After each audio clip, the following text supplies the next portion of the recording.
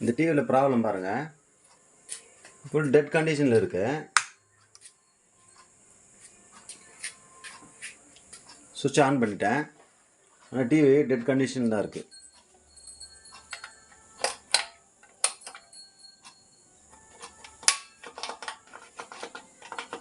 எதுவுமே வேலை செய்யலை, சுத்தமாக லைட்டு இண்டிகேட்டர் எரியும், அந்த இண்டிகேட்டரும் எரியல, சுத்தமாக டெட் கண்டிஷனில் இருக்குது.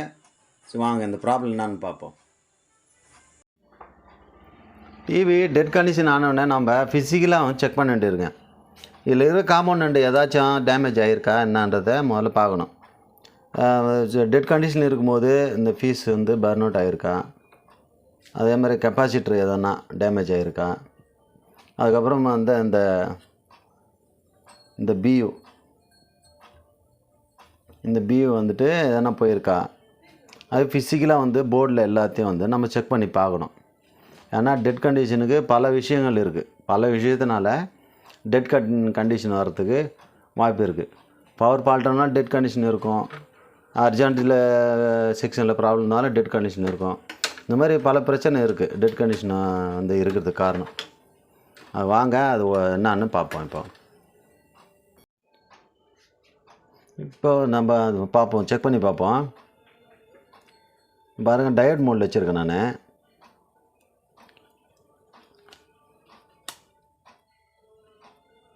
மீட்டர் கொஞ்சம் சரியில்லை, அது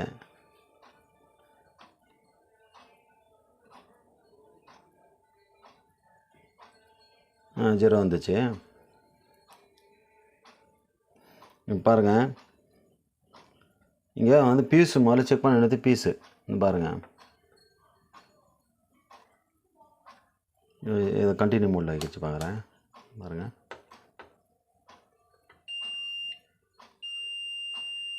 பீஸ் நல்லா தான் இருக்குது, பீஸும் போல். ஏன்னா நமக்கு பவர் செக்ஷனில் எதனா ஃபால்ட் இருந்துச்சுன்னா முதல்ல பீஸ் தான் ஏகுறோம். அதுக்கப்புறம் நம்ம பார்க்க வேண்டியது இந்த கெப்பாசிட்டர் ப்ராப்ளம் இருந்தாலும் இதாகிறதுக்கு வாய்ப்பு இருக்குது. பியூ பவர் டிரான்சிஸ்டர் கரெக்டாக தான் இருக்குது, இது ஒன்றும் பிரச்சனை இல்லை நமக்கு. ஏன்னா இதாவது ஷார்ட் ஆகிட்டு இருந்தால் பீஸ் எகிட்டு இருக்கும். அதனால் நமக்கு தெரிஞ்சு இந்த பவர் செக்ஷனில் ஃபால்ட்டு கிடையாது. நம்ம பார்க்க வேண்டியது முக்கியமானது பாருங்கள், டெட்டுக்கு பவர் கம்ப்ளைண்ட் மட்டும் மாத்திரம் கிடையாது. இவங்க பாருங்கள், நான் காட்டுறேன் பாருங்கள். இந்த எல்ஓடி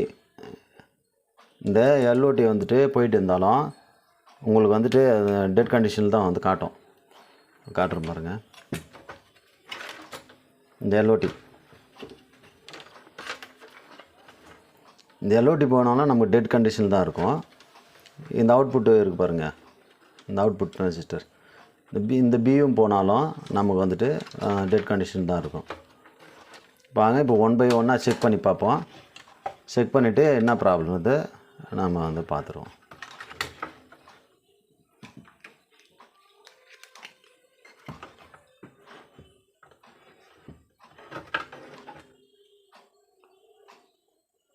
கிரவுண்டில் வச்சு நமக்கு இதுலேருந்து கலெக்டர் இருக்குல்ல, இந்த டிரான்சிஸ்டர், இந்த அவுட்புட் டிரான்சிஸ்டரில் கலெக்டர் வரக்கூடிய கலெக்டரை செக் பண்ணி பாருங்கள். இது பாருங்கள், ஷார்ட் காட்டுது. ஆனால் ஆக்சுவலாக ஷார்ட் காட்டக்கூடாது நமக்கு.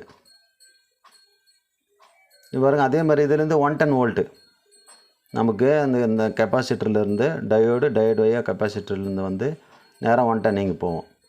பாருங்கள், இதுலேயும் ஷார்ட் காட்டுது. நான் பஸர் மோடில் வச்சு காட்டுறேன் பாருங்கள்.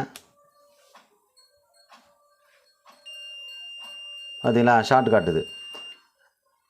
இந்த 110 இன்புட் வரக்கூடிய இடம் பாருங்கள், ஷார்ட் காட்டுது. அதே மாதிரி அவுட்புட்டில் பாருங்கள், இப்போ எல்லாத்துலேயும் ஷார்ட் காட்டுது. நமக்கு என்னன்னா ஷார்ட் எங்கேயோ இருக்குதுல்ல, இந்த ஷார்ட் ரிமூவ் பண்ணிட்டோம்னா நமக்கு இது ஓகே ஆகிடும். இப்போது எல்ஓடி போயிருந்தாலும் ஷார்ட் காட்டும், இந்த அவுட்புட்டு பியூ போயிருந்தாலும் ஷார்ட் காட்டும். அதே மாதிரி இன்னொன்று பார்க்கணும் முக்கியமானது, பாருங்கள், இங்கே 110 டயோடு ஒன்று வரும். இதிலேருந்து இங்கே 110 வோல்ட் அந்த செகண்டரியிலேருந்து வரும். இதுலேருந்து கெப்பாசிட்டர் போகுது. இப்போ இந்த டயோடு ஷார்ட் இருந்தாலும் நமக்கு என்ன ஆகுனா ஷார்ட் தான் காட்டும். பாருங்கள், ஷார்ட் காட்டுது. இப்போ எல்லா இடத்துலையும் ஷார்ட்டு காட்டுது, இங்கேயும் ஷார்ட்டு காட்டுது, இங்கேயும் ஷார்ட்டு காட்டுது, இங்கேயும் ஷார்ட்டு காட்டுது, எல்லாமே வந்துட்டு ஷார்ட்டு காட்டுது. இந்த ஷார்ட்னால் தான் நமக்கு வந்து என்ன ஆகுதுன்னா வந்து ஷட் டவுன் ஆகிப்போது, சுத்தமாக எதுவுமே வந்து வேலை செய்யாமல் இருக்குது. இப்போ நம்ம என்ன பண்ணணும்னா முதல்ல இதை ரிமூவ் பண்ணி செக் பண்ணி பார்க்கணும், இது கரெக்டாக இருக்கா. இப்போ இது கரெக்டாக இருக்குன்னா அப்போ இதை செக் பண்ணி பார்க்கணும், இது கரெக்டாக இருக்கான்னு. இதை செக் பண்ணி பார்த்துட்டு கடைசியாக இதை பார்க்கணும். இந்த மாதிரி ஒன்று ஒன்றா செக் பண்ணி பார்த்தா தான் நமக்கு வந்துட்டு எங்கே ஃபால்ட் இருக்குன்னு கண்டுபிடிக்கணும். அது அந்த ஃபால்ட்டு வந்து நம்ம அட்டன் பண்ணிடலாம். இப்போ நான் ஒன்றுனா வந்துட்டு கையெட்டி ஓப்பன் பண்ணி செக் பண்ணுறேன், எங்கே ஃபால்ட்டுன்றது இப்போ பார்ப்போம். இப்போ பாருங்கள், அதை ரிமூவ் பண்ணிட்டேன். இப்போ செக் பண்ணுற பாருங்க.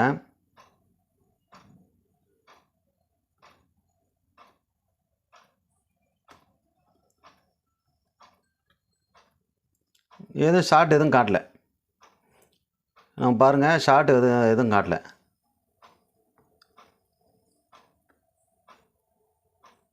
அப்போ இது கரெக்டாக இருக்குது, நமக்கு இந்த அவுட்புட்டும் கரெக்டாக இருக்குது. அடுத்தது நம்ம பார்க்க வேண்டியது என்னன்னா,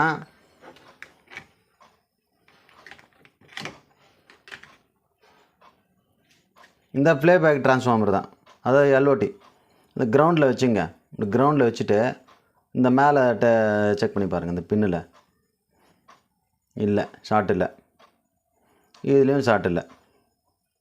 இப்போ நமக்கு பார்த்தீங்கன்னா இந்த எல்ஓடியும் ஃபால்ட்டு கிடையாது, இந்த அவுட்புட்டும் ஃபால்ட்டு கிடையாது, இந்த எல்ஓடியும் ஃபால்ட்டு கிடையாது. அப்போ ஃபால்ட்டு எங்கே இருக்குது?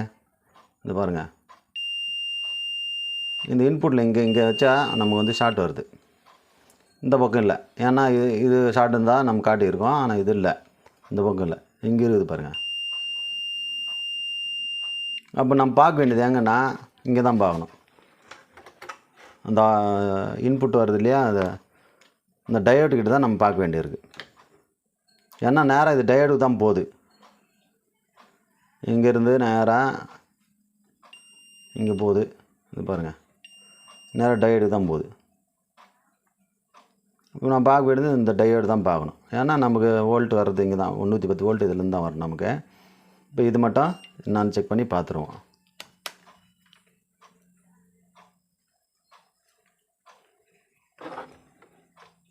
பாருங்கள், டயோட் மோட் தான் வச்சுருக்கேன்.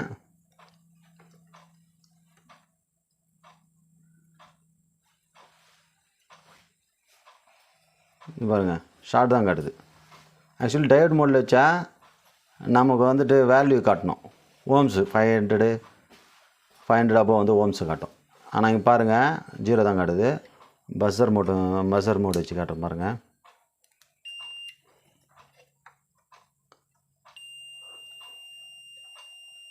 ஷார்ட் தான் காட்டுது. ப்ராப்ளம் இந்த டயோடு தான். இப்போ இந்த டயோடு கைட்டு வெளியே கைட்டு செக் பண்ணி பார்ப்போம். இந்த டயோடு தான் இது, இந்த டயோடு கைட்டிட்டேன். ஏன்னா ஸ்டார்டிங்கில் இந்த கைட்டு எடுத்து அது வந்துட்டு காட்டக்கூடாது, சரி லேட் ஆகும் அப்படின்ட்டு தான் அதை இது பண்ணிட்டேன், வீடியோ லென்த்தாக போய்டும். டயோடு எடுத்துட்டேன், இது பாருங்கள்.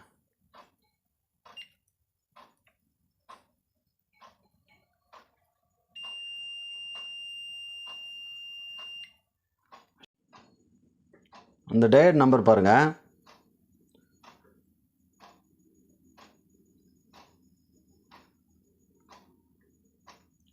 RU3AM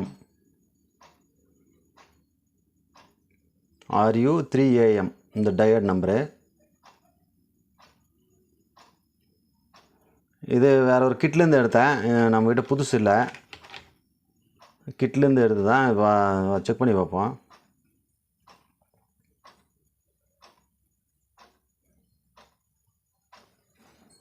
டயோடு நல்லா தான் இருக்குது, ஓம்ஸ் காட்டுது பாருங்க. அதனால் இது நல்லா இருக்குது, இது போடலாம். இது போட்டு செக் பண்ணி பார்ப்போம். 2 சைடு கம்பல்சரி செக் பண்ணோம்.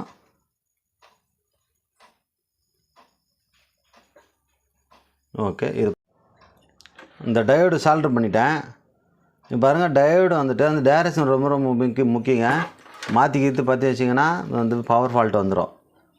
எஸ்எம்பிஎஸில் வந்துட்டு பிஓ வந்து எகிரிடும், ஜாகிரதையாக பார்த்து பண்ணணும். இது பாருங்கள், இந்த கோடு மாதிரி போட்டிருக்கோம் பார்த்தீங்களா, இது பாருங்கள், பார்த்து இது ஏற்ற மாதிரி நம்ம கரெக்டாக அங்கே சிம்பிளும் இருக்கும், ஆனோட கேத்தோடுன்னு. அதில் பார்த்து கரெக்டாக வந்து பர்ஃபெக்டாக வந்து நம்ம வந்து போடணும். மாற்றி இது போட்டிங்கன்னா பியூ போயிடும், அப்புறம் பிரச்சனை தான். மறுபடியும் சின்ன ப்ராப்ளம் பெரிய ப்ராப்ளம் ஆகிடும். பாருங்கள், எல்லாம் போட்டோம். இப்போ டிவி ஆன் பண்ணுறேன் பாருங்கள்.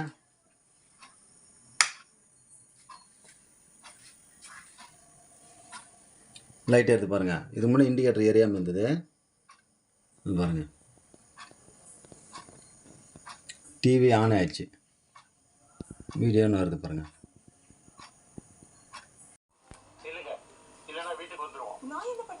ஆன் ஆயிடுச்சு பாருங்கள். நமக்கு சவுண்டு கிளியராக வந்துச்சு.